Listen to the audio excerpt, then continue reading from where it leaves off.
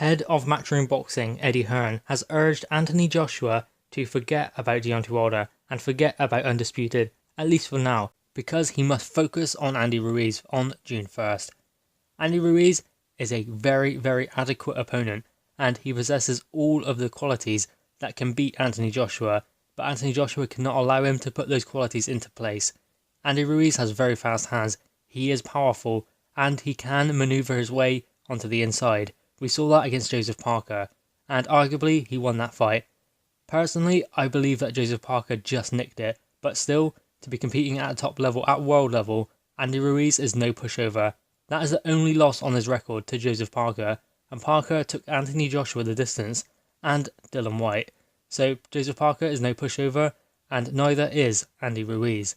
Andy Ruiz will come to fight on June 1st. That is why he is there. That is why he got the opportunity. He's not coming for money. He doesn't want a fight purse. He wants the unified heavyweight championships. So Anthony Joshua, he has to have his undivided attention focused on Andy Ruiz, or we could have an upset here. So Andy Ruiz demands Anthony Joshua's undivided attention and a good game plan so he can put into place when he gets in there with Andy Ruiz on June 1st. This is a good opponent for Anthony Joshua, a difficult opponent, because Anthony Joshua does not like fighting smaller opponents. Now, I fully expect Anthony Joshua to beat Andy Ruiz. I fully expect him to knock him out, because I just think Anthony Joshua will have too much for him. I think Anthony Joshua will show levels on June 1st against Andy Ruiz, but Andy Ruiz will be in there trying to win the fight for as long as he can. He's not a pushover. He's not what he looks on the tin. Now, he may just look like a fat blob, but nothing could be further from the truth. Andy Ruiz is a very good fighter. He can fight and he can mix it also. He's not afraid to go in there and take a few shots in order to land some. I mean, in this fight, he's going to have to walk through hellfire if he wants to win. So if you have a fighter like that, with the mentality that Andy Ruiz will have coming into the ring to fight Anthony Joshua, you cannot overlook an opponent like that. It's never the qualities the opponent has, it's never the talent, it's always the mindset. The mindset that Andy Ruiz will have going into the ring will be that he is willing to get knocked out. He's willing to risk that in order to win the unified heavyweight championships.